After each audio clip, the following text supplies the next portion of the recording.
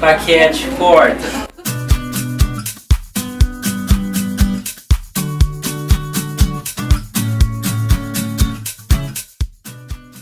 Eu sou Alexandre Karamaski, diretor aqui da Aulore Joias, e estou aqui hoje com a Ana Paula. Já caminha com a gente de muito tempo atrás.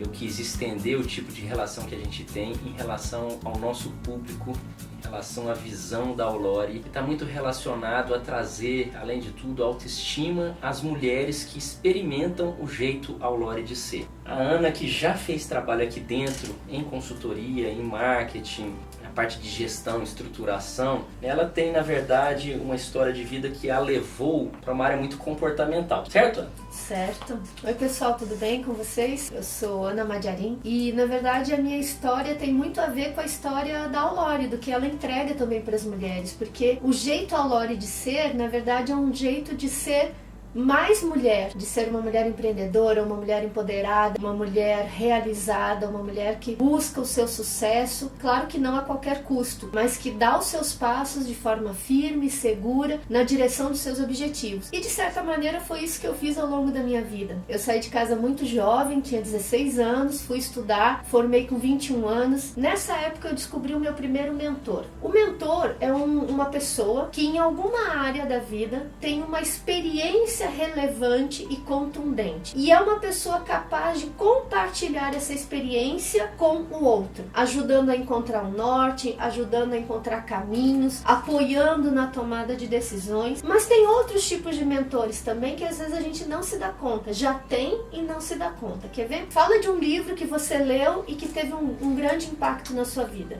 Bom, isso já faz muito tempo e foi um livro que realmente fez diferença. Eu ainda estava no auge ali da energia dos 20 anos e eu li Transformando o Suor em Ouro, do Bernardinho, técnico de vôlei. Essa pessoa, neste momento, enquanto livro, ele foi um mentor para você. Entendi. Mesmo sem ele saber que eu existo, ele conseguiu fazer esse trabalho comigo. Porque o que importa é o quanto você absorve da experiência compartilhada dessas pessoas. E a gente, para tornar o nosso caminho de evolução profissional, pessoal, enfim, nas mais variadas áreas da nossa vida, é super importante a gente buscar esses mentores. Porque a probabilidade da gente errar é menor. A gente pega histórias de sucesso, histórias de realização pessoal, de realização profissional e estuda essas histórias e traz pra gente aquilo que de fato tem alguma afinidade com o nosso processo. Até mesmo os fracassos, né? Sem dúvida, sem dúvida. Eles contam e a gente aprende muito, né? Inclusive vamos falar de fracassos também, né?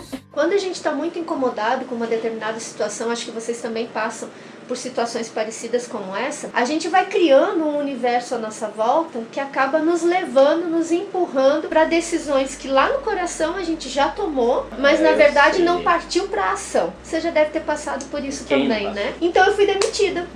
Que bacana! Naquela época eu não ri, não. Conte. Naquela época eu estava muito incomodada com o que eu estava fazendo, muito chateada com o meu trabalho, achava que não estava produzindo o que eu podia produzir, mas não tinha coragem de pedir demissão. Mas olha, foi a melhor coisa que aconteceu na minha vida. Claro que eu concluí isso depois, né? Na época você não saiu comemorando, né?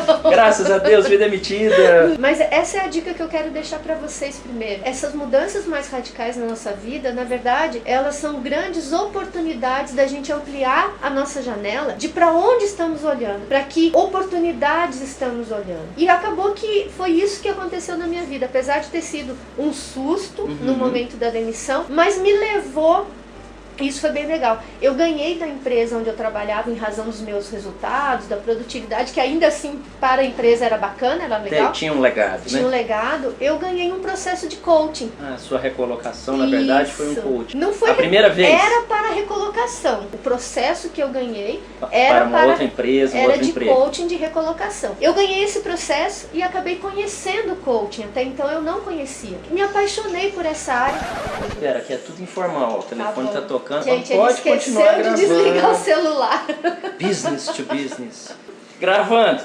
E aí acabei decidindo não por uma recolocação profissional, porque no fundo eu descobri que eu não queria mais ser empregada. O próprio coach te conduziu a isso ou foi em paralelo? Você estava no coaching e foi ler alguma coisa e decidiu que queria uma mudança? O processo de coaching, ele é uma ferramenta, um instrumento onde um profissional coach ajuda o seu coachee, que é a pessoa que está recebendo o coach, a ir profundo nos seus questionamentos. O que naturalmente ele não conseguiria sozinho. Entendi. Porque a nossa tendência é fugir dos desafios, principalmente uma quando defesa mesmo. Exato. Principalmente quando esses questionamentos nos fazem olhar para a nossa mediocridade, para as escolhas medíocres que a gente faz na vida. Quais são as escolhas mais medíocres que a gente faz? Por exemplo, seguir trabalhando numa coisa que não nos faz feliz. Para as mulheres, seguir com um relacionamento que não a faz feliz, mas que é conveniente. E a vida segue, a vida vai passando e você está naquele ciclo de infelicidade. Então o coaching nos apoia a olhar mais profundo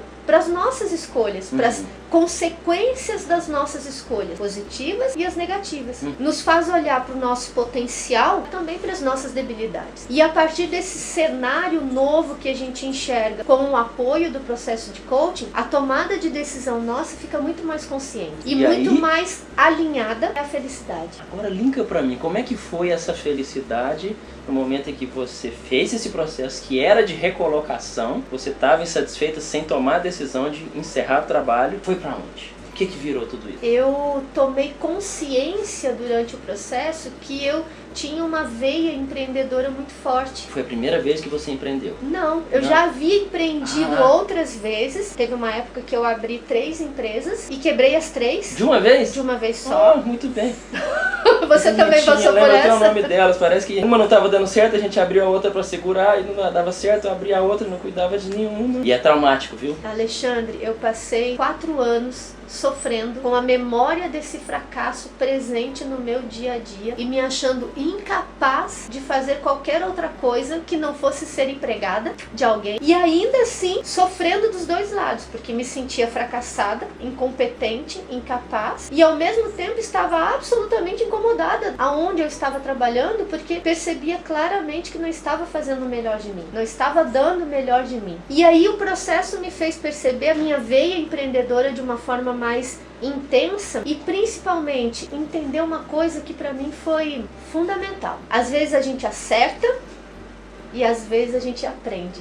Às vezes a gente acerta e quando não acerta a gente aprende. Exatamente. Se quiser. Claro. E se não quiser também? Aí fracassa. Você percebe a diferença? E o fracasso nos acompanha como um peso, uma mochila muito pesada que a gente carrega nas costas e que nos impede de fazer coisas diferentes. Mas está vindo tudo na minha memória aqui de quando eu também, eu sonhava ser empreendedor. Eu descobri isso muito antes de ter meu primeiro emprego. Quando eu estava na faculdade eu já queria empreender. Eu falava que eu queria ter um prédio, de uma empresa que fosse um prédio todo espelhado, tudo meu. E eu lá no 20º andar, uma cadeirona, olhando tudo ali, tocando tudo. Nem por dinheiro, mas por aquele senso de realizar. E quando eu achava que se tinha que fazer daquela maneira, eu cometi uma série de erros. E esse tipo de erro que a Ana teve, ou esse tipo de dificuldade, ou de desafios, ou de sofrimentos que tivemos os dois, acabei de perceber isso daqui, é sobre isso que a gente vai falar. E aí sim a gente vai começar a ligar o que as clientes de Aulore, o que as revendedoras, o que as mulheres que estão assistindo esses vídeos tem a ver com tudo isso, como é que elas podem aprender ou o que a gente tem para passar para elas, certo? Combinado. A gente se vê logo mais.